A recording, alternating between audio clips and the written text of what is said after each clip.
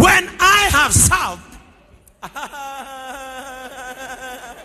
when I have served, it is not the customer who has been satisfied. It has satisfied my heart that the customer is happy. Serving God satisfies. I am now satisfied that my customer is okay.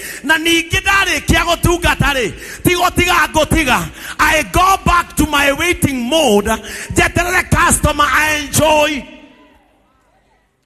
When we serve, we don't stop serving. We go back to our waiting mode and to wait for another customer to come or the customer to enjoy my service.